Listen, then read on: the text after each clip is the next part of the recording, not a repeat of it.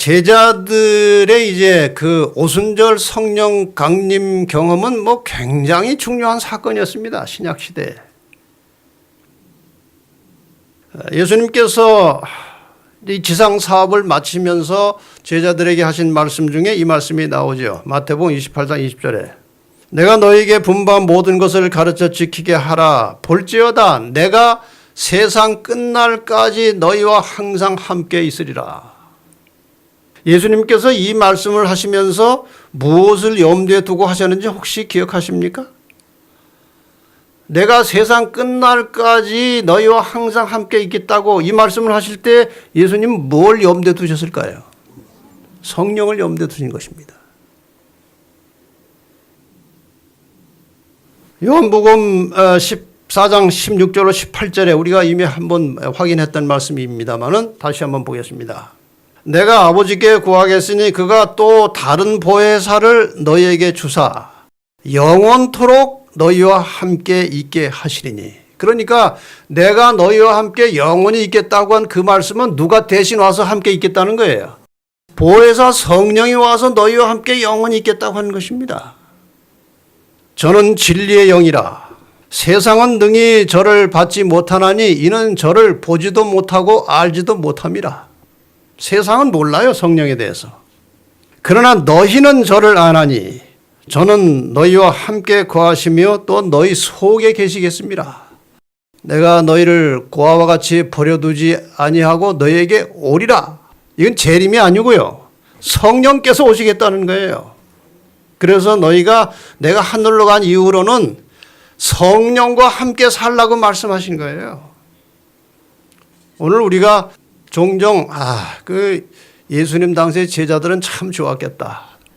누구랑 같이 있었어요? 예수님과 같이 있었어요. 근데 부러워할 것이 없습니다. 우리는 지금 누구와 함께 있을 수 있어요? 성령과 함께.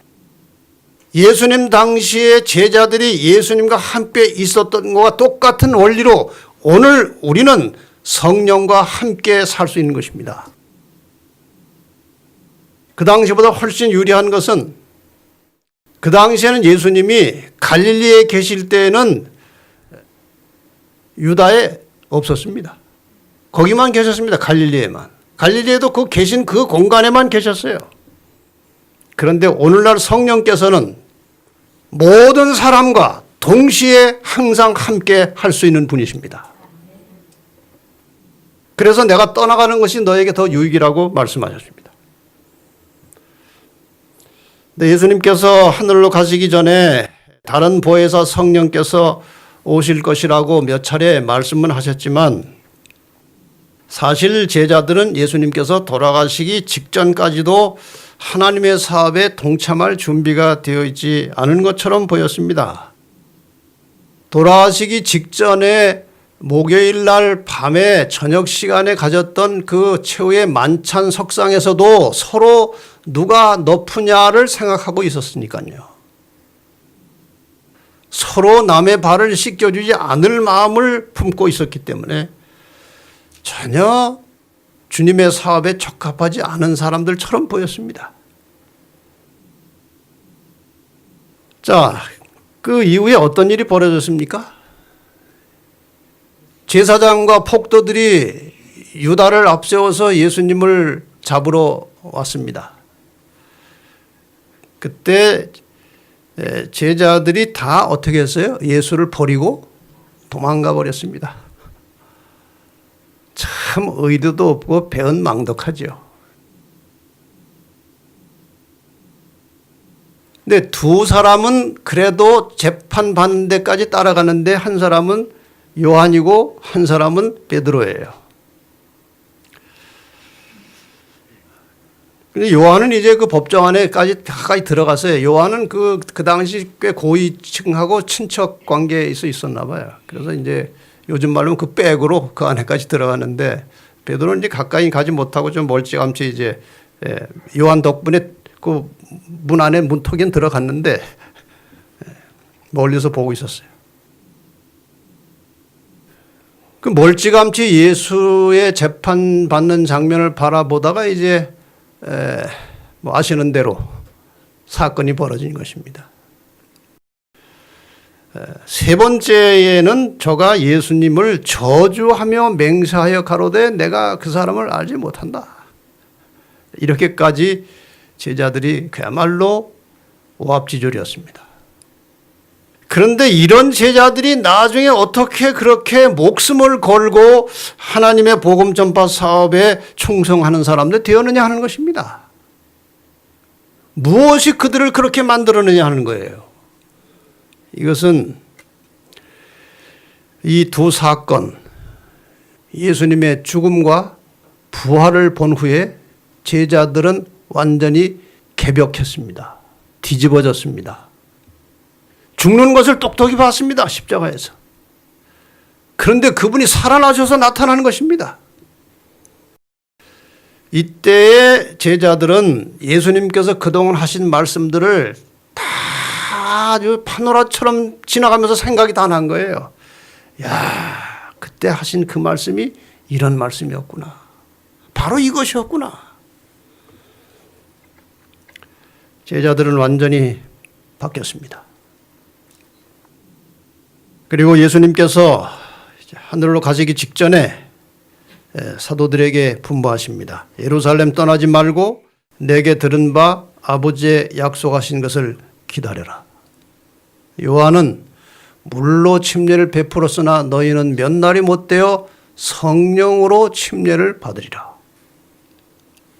자, 이렇게 해서 드디어 예수님은 하늘로 가셨고 그 공백, 하늘로 가시고 나서 성령이 임할 때까지 그 공백에 한 열흘 정도 됩니다. 그때 제자들이 뭘 했을까? 그게 사도행전의 상세기에 나오는데 그 내용을 읽어보면 오늘 우리도 성령을 받으려면 어떻게 해야 되는지 매우 중요한 힌트가 그 속에 많이 나옵니다. 그래서 몇 구절을 한번 읽어보겠습니다. 성령을 기다리는 제자들이 어떻게 했느냐? 그들은 그리스도의 명령에 순종하여 예루살렘에서 아버지의 약속, 즉 성령의 부어주심을 기다렸다. 근데 기다렸는데 그냥 막연하게 기다린 게 아니고 한가롭게 기다리는 것이 아니고 뭔가 열심히 하면서 기다렸어요. 성경의 기록은 그들이 늘 성전에 있어 하나님을 찬송하였다고 말하고 있다. 성전에서 하나님을 찬양하고 있었습니다. 그들은 또한 그들의 요구를 예수의 이름으로 하늘 아버지께 아뢰기 위하여 함께 모였다. 찬양하고 기도했습니다. 그들의 요구가 무엇입니까? 약속한 성령을 내려주시라는 거예요. 기도했어요. 제자들은 그 약속이 성취되기를 기다리면서 참된 회개로 그들의 마음을 겸비하게 하고 그들의 불신을 자복하였다. 그 성령을 달라고 간구하는 기도 속에 첫 번째로 포함된 게 무엇입니까? 회개하는 것입니다. 죄를 씻어버리는 것입니다. 성령은 거룩한 존재이시기 때문에 불결한 마음 속에 죄로 가득 찬 얼룩진 심령 속에 성령은 거하실 수가 없는 것입니다. 그래서 우리가 인간이기 때문에 자주 넘어지고 실수하고 죄를 범하지만 적어도 아침 저녁으로 우리가 한 번씩 죄를 씻어내는 경험을 해야 하는 것입니다. 죄를 다 씻어낸 다음에 성령의 임하심을 구하는 것입니다. 제자들이 그렇게 했어요. 그들의 불신을 자복하였다. 그리스도께서 운명하시기 전에 그들에게 하신 말씀을 상기하였을 때에 그들은 그 의미를 더욱 충분히 깨닫게 되었다.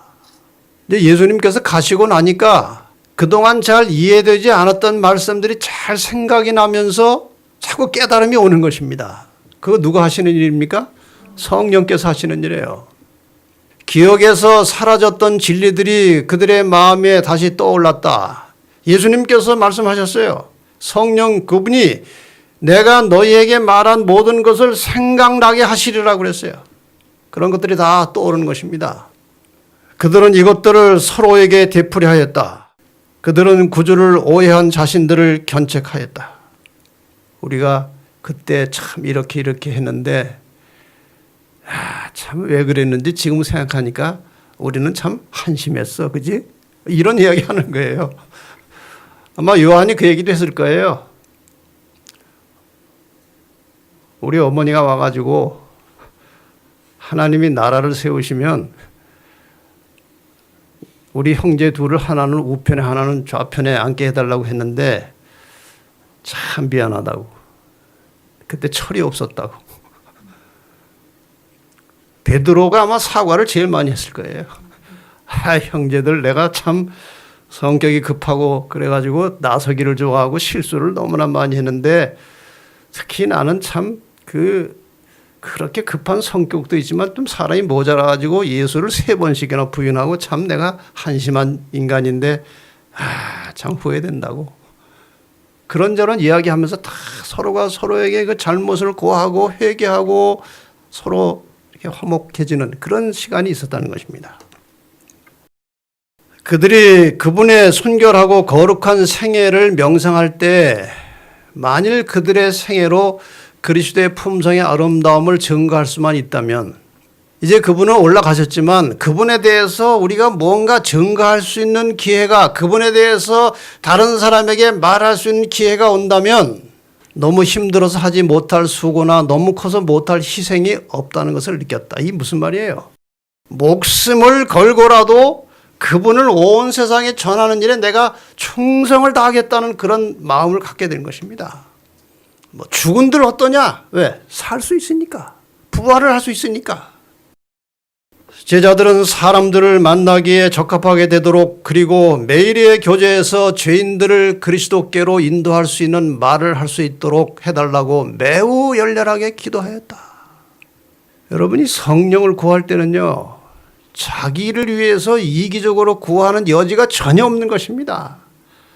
그걸 받아서 성령을 받아서 남을 위해서 무엇을 어떻게 할지를 생각하고 기도하는 거예요. 어제 제가 성령의 속성 중에 하나가 나눔이라고 그랬잖아요. 나눔이에요. 그 나눔과 성령의 역사가 같이 일어나는 것입니다. 불화와 최상권을 잡으려는 모든 욕망을 버리고 그들은 그리스도인 교제를 통하여 모두 친밀해졌다. 옛날에 서로 높아지려고 할 때는 다 제각각 놀았습니다. 근데 이제는 그런 것 다 버리니까 어떻게 된 거예요? 하나가 되는 것입니다. 우리가 서로 교만한 마음을 가지고 자기가 잘났다는 생각을 가지면은 절대로 하나가 안 됩니다. 다 제각각이에요. 근데 다 그런 욕망과 욕심을 버리고 정말 나는 흙덩어리야. 나는 아무것도 아니야.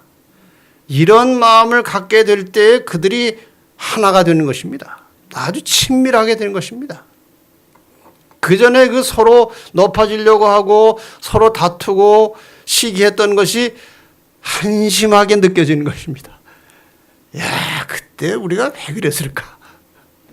이렇게 달라진 거예요, 사람들이. 이해가 둔하여 그분을 슬프게 한 일이 얼마나 많았던가. 그리고 그들의 유익을 위하여 그분이 가르치고자 노력하신 그 교훈들을 깨닫지 못했던 것을 생각할 때에 그들의 마음은 슬픔으로 가득 찼다. 통회하는 심령. 왜 그때 그랬을까? 철저하게 과거를 회개하는 것입니다. 이 준비의 날들은 깊이 마음을 살피는 날들이었다. 제자들은 영적인 필요를 느끼고서 저희를 영혼구원 사업에 적합하게 해줄 거룩한 정렬을 달라고 주께 부르짖었다.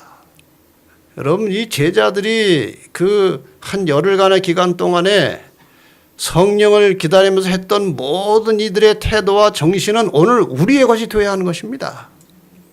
이 성령을 기다리면서 이들이 한 기도의 초점은 복음을 전하는 거예요.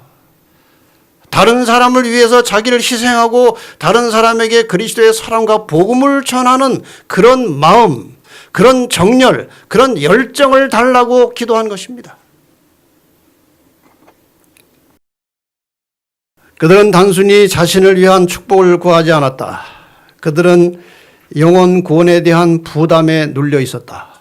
그들은 복음이 세상에 전파되어야 할 것을 깨닫고 그리스도께서 약속하신 능력, 성령의 능력을 간과했다. 그러니까 이들이 지금 성령을 간구할 때에 가장 큰 핵심적인 초점은 무엇인가 하면은 복음을 전하고 영혼을 구하는 거예요. 이것은 원리는 똑같습니다. 성경에 나타난 모든 이 구속의 원리는 예나 지금이나 똑같은 것입니다. 지금도 우리가 성령 충만한 사람이 되는 가장 기본적인 조건은 복음을 전하고자 하는 열정이 있어야 되고, 그것을 위해서 기도할 때 성령께서 임하셔서 다른 모든 것을 풍족하게 풍성하게 해주신다는 것입니다. 이 기간 동안에 다락방에서 일어난 일을 이렇게 8가지로 누가 축약을 했습니다. 이렇게 죄된 생각은 참된 회개로, 미움과 불안은 사랑과 화목으로, 자만과 교만은 겸손과 섬김으로, 오합지졸은 단결과 연합으로, 세상 출세는 복음 전도하는 것으로. 그전에는 세상적으로 출세하는 것이 목표였는데 그게 보니까 아무것도 아니에요. 그래서 가장 고귀하고 가치 있는 사업, 복음 전도에 초점이 맞춰진 것입니다. 배신과 비겁에서 목숨 다해서 충성하는 것으로, 재물을 사랑하던 마음에서 다 희생하고 헌신하는 마음으로, 인간의 욕망에서 오직 기도와 성령으로 하나님의 사역을 이루려 했던 것입니다. 예수님 승천 이후 열흘 동안 제자들은 이런 분위기에서 전심을 다해서 기도했어요. 이 기간이 마치면서 드디어 성령이 오셨습니다. 사도행전 2장 1절로 4절에 오순절 날이 이름에 저희가 다 같이 한 곳에 모였더니 호련히 하늘로부터 급하고 강한 바람 같은 소리가 있어 저희 앉은 온 집에 가득하며 불의 혀같이 갈라지는 것이 저희에게 보여, 눈으로 시각적으로도 보였습니다. 성령이 임하신 모습이 각 사람 위에 임하여 있더니 저희가 다 성령의 충만함을 받고 성령이 말하게 하심을 따라 다른 방언으로 말하기를 시작하니라. 엄청난 사건이 벌어진 것입니다. 이것은 성령을 그냥 단순히 받았다고 표현하지 않고 성령이 폭발했다고 말합니다. 이런 폭발적인 성령의 역사가 아니면 그 로마가 지배하는 험악한 세상 속에서, 사탄이 지배하는 이 세상 속에서 이 복음이 터져나간다는 거의 불가능한 것입니다. 그래 폭발을 해야 돼, 폭발을. 그래서 이 힘을 로마가 막을 길이 없었습니다. 그래서 복음이 짧은 기간에 로마를 덮어버렸어요. 자, 이 사건을 약간 시간대로 제가 정리를 해서 보겠습니다. 1월 14일, 그러니까 우리가 아는 대로는 서기 31년 예수님께서 돌아가신 그 해 1월 14일 금요일 오후 3시, 1월 14일은 그때가 또 6월절이었습니다. 상번제 드리는 시간입니다.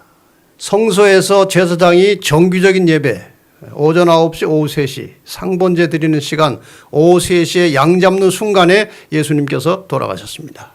정확하게 이 순간에 끌려왔던 양은 제사장의 손을 뿌리치고 도망갔다고 그랬어요. 왜 그랬을까요? 내가 왜 주고?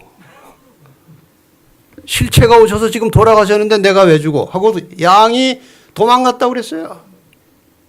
그 다음에 1월 15일부터 21일까지가 무교절입니다. 나중에 이 절기 문제는 제가 다시 한번 전체적으로 설명을 드리겠습니다만은 우선은 간단하게 오순절과 관련해서만 설명을 드립니다. 그 다음에 1월 16일 일요일 새벽에 예수님께서 부활하셨는데 이것을 우리는 1월 16일이 요제절입니다. 요제절. 추수해가지고 첫 단을 흔들어서 하나님께 바치는 그런 요제절이에요. 이 무교절 이후에 50일이 지나고 나면은 오순절입니다. 이 순이라는 것은 열이라는 뜻이죠. 그래서 10개가 5개 되면 오순, 50일이 되기 때문에 오순절이라고 그러는 겁니다. 3월 5일이었습니다. 그 당시 달력으로 1월 15일부터 50일이 지나면 3월 5일이에요. 그 다음에 예수님께서 부활하신 후에 40일 동안 제자들도 만나고 나타나시다가 성천에 올라가셨죠. 40일. 그러니까 40일 지났으니까 며칠 남았어요. 오순절에서 10일 남았어요. 10일. 승천하신 다음에 오순절까지 10일 사이에 제자들에게 그러한 회개의 변화가 일어났고 성령이 임하신 것입니다. 그때 내려오신 성령의 유효기간은 끝나지 않았습니다. 지금도 여전히 그분이 일하십니다. 그분이 일하셔서 오늘날 우리가 말씀을 깨닫고 하나님을 믿게 된 것입니다. 그분이 일하시기 때문에 저는 지금 이 성경의 말씀을 풀어서 설명할 수 있고 여러분은 이것을 듣고 이해할 수 있게 된 것입니다. 그분이 일하시는 증거입니다. 다시 한번 이 성령의 유효기간이 끝나지 않은 확실한 증거는 아까 이미 성경을 통해서 보신 것입니다. 요한복음 14장에 나오는 또 다른 보혜사를 주사 영원토록 너희와 함께 있게 하시리니, 그러니까 유효기간은 영원이에요. 끝나지 않습니다. 여기 이제 사도행적에 보면 이런 말씀들이 계속 나옵니다. 시간이 경과했지만 그의 대리자로서의 성령을 보내리라던 그리스도의 고별시의 약속은 조금도 변경되지 않았다. 지금도 성령이 오시고 오셨습니다. 하나님의 은혜의 부요함이 땅으로 흘러내려 사람들에게 이르지 않는 것은, 성령의 역사가 잘 안 나타나는 것처럼 느껴지는 것은 그 말이죠. 하나님 편에서 어떤 제한을 가하시는 까닭이 아니다. 하나님이 무슨 제한을 두셔서 성령의 역사가 현재하지 않는 게 아니라 이 말이에요. 약속의 성취가 기대한 만큼 나타나지 않는다면 마땅히 감사히 여겨야 할 만큼 그 약속을 감사히 여기지 않기 때문이다. 여러분이나 저나 기도할 때마다 우리에게 성령을 주시기로 약속하신 하나님께 감사하면서 성령을 구하시기를 바랍니다. 하나님 참으로 감사합니다. 이 무지한 인생들에게 성령으로 역사하셔서 하나님의 그 오묘한 말씀을 깨닫게 하시고 또 그 깨달은 말씀을 순종할 수 있는 마음을 주시고 또 이 복음을 전할 수 있는 귀한 특권을 주셔서 하나님 감사합니다. 이런 감사가 부족해서 능력이 없는 것처럼, 안 나타나는 것처럼 보인다고 설명하는 것입니다. 원한다면 모든 사람이 다 성령의 충만함을 받을 것이다. 원한다면. 저는 이번 이 기도주일 기간 동안에 갑자기 우리의 생활에 획기적인 변화가 오리라고는 그동안의 관리를 봐서 그렇게 큰 기대는 하지 않습니다만 최소한도 성령이 얼마나 우리의 삶에 절실하게 필요한지를 깨닫게 되시기를 바랍니다. 그리고 날마다 그 성령을 간절한 심령으로 구하는 성도들이 되시기를 바랍니다. 최소한도 그런 출발은 있어야 하는 것입니다. 그 이후에 나오는 말씀은 그 전에 이미 한번 소개되었던 첫날에 드렸던 말씀인데 다시 한번 또 확인해 보겠습니다. 성령의 도움을 대수롭지 않게 생각하는 곳에는 어디든지 영적 가뭄, 영적 암흑, 영적 타락과 죽음이 나타나게 된다. 성령을 소홀히 생각하면, 성령의 문제를 심각하게 받아들이지 않고 그냥 대충 넘어가면 영적 가뭄, 영적 암흑, 영적 타락과 죽음이 나타나게 된다. 사소한 일에 마음을 뺏기면 교회의 성장과 번영에 필수적이며 또한 다른 모든 축복도 함께 가져다 주는 하나님의 능력이 무한히 제공된다 해도 소용이 없게 된다. 여기 사소한 일에 마음을 뺏기면이라고 하는 것은 다른 번역에는 자질구레한 일들이 마음에 가득하면 그렇게 돼 있어요. 사소한 것 때문에 중요한 것을 놓쳐버린다는 말씀입니다. 오늘날에도 성령 충만한 그리스도인이 되려면 다락방의 경험이 필요합니다. 우리 모두에게 다락방의 경험이 필요합니다. 회개하는 것입니다. 개인적으로 철저하게 회개하여 늘 마음을 정결하게 유지하는 것입니다.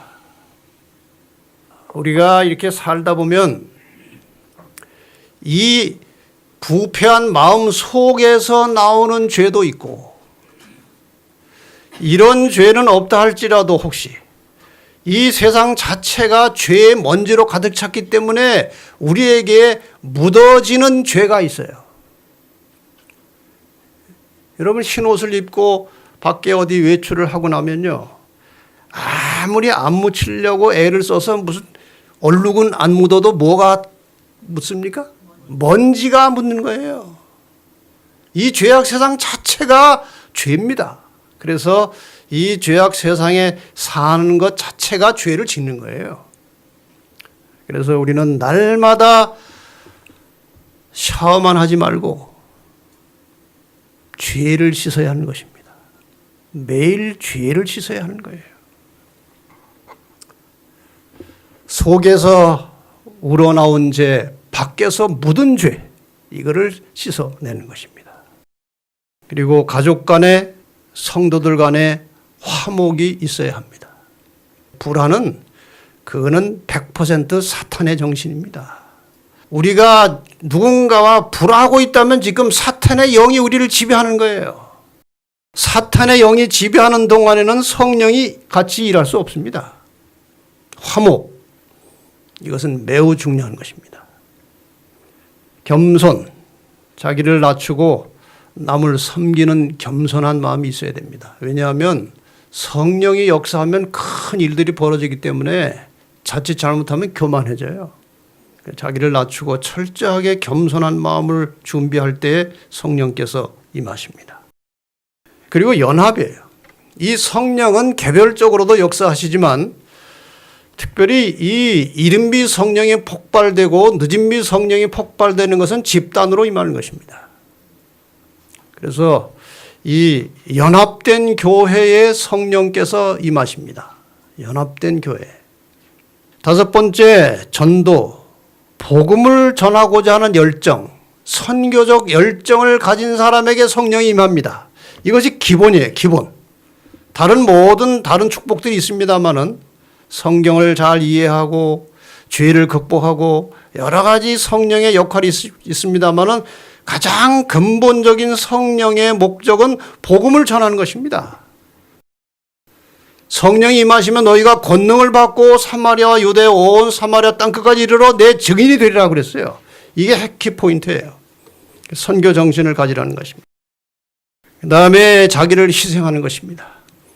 복음을 위하여 자기의 재정과 시간과 노력을 헌신하고 희생하는 것입니다. 그리고 기도하는 것입니다. 성령을 구하는 간절한 기도 생활이 필수적으로 필요한 것입니다. 하나님께 드리는 열렬하고도 끈기 있는 탄원은 죄와의 싸움에서 성령의 도우심을 받게 하는데 효력이 있다는 보증이 된다. 열렬하고 끈기 있는 탄원이 필요하다는 것이고, 그리스도의 모본을 따르는 모든 교역자들은 하나님께서 세상의 추수를 무르익게 하기 위해 그분의 교회에 약속하신 능력을 받아 사용할 준비가 갖추어질 것이다.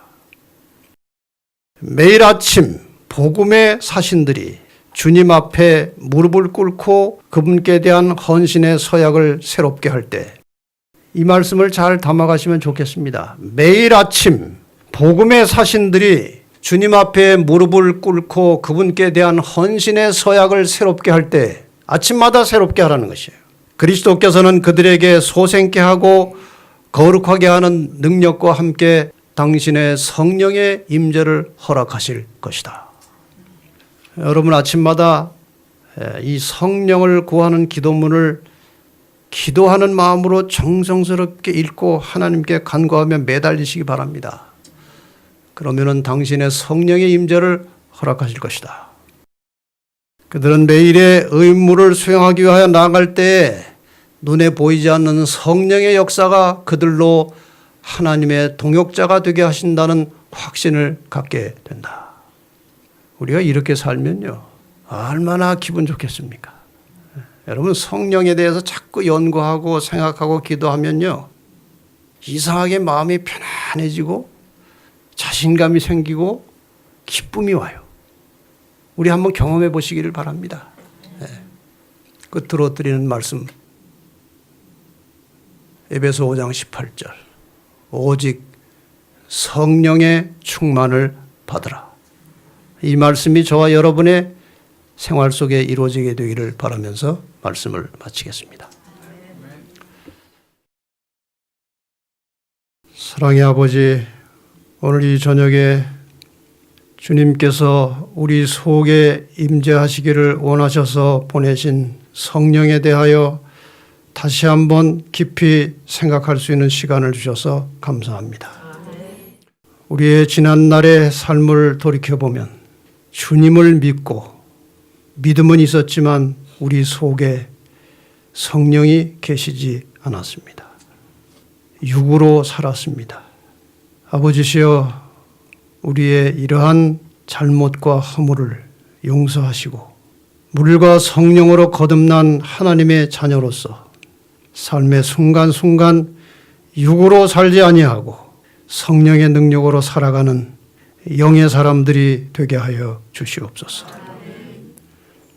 무언가 하나님을 알지 못하는 사람들과 구별된, 성령을 알지 못하는 사람들과는 다른 그런 영적인 삶을 살도록 우리를 변화시켜 주시옵소서.